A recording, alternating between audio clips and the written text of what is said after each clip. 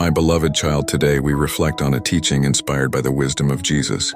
His life and words often remind us to approach life with humility and balance, and one such reminder is the notion, don't be ecstatic in life. Now, what does it mean to avoid ecstasy in life? Is it a call to abandon happiness or joy? Certainly not. Instead, it's an invitation to maintain a sense of balance and inner peace, regardless of our circumstances.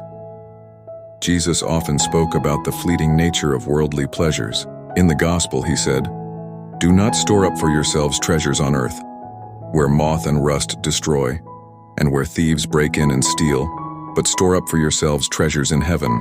This message isn't about rejecting joy or shunning celebration. It's a gentle warning not to let our hearts become too attached to temporary highs and material achievements.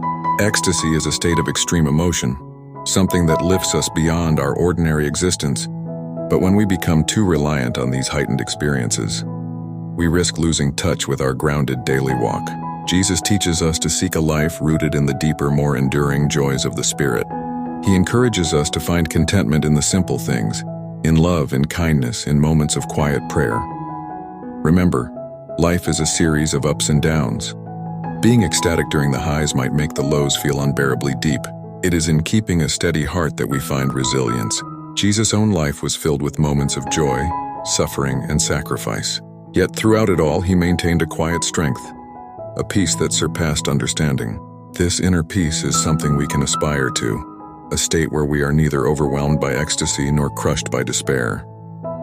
So, what should we do instead? Live with gratitude. Appreciate the good times and approach the hard times with patience and faith. Find joy in everyday acts of goodness. Share a kind word, help a stranger, or simply take a moment to be still. When we live this way, our happiness isn't dictated by external events, but by the quiet contentment of knowing we're walking a path of love and purpose. As Jesus said, "Peace I leave with you, my peace I give you.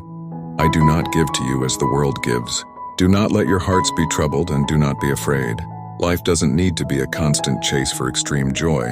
True peace comes from understanding the balance, embracing the highs and lows with a steady heart. Let's strive to be present in each moment, to love deeply and to walk humbly, just as Jesus showed us. In a world filled with noise and distraction, may we find the strength to live calmly, not in ecstasy, but in the quiet confidence of a heart at peace. Thank you for joining us in this reflection. May peace be with you today and always.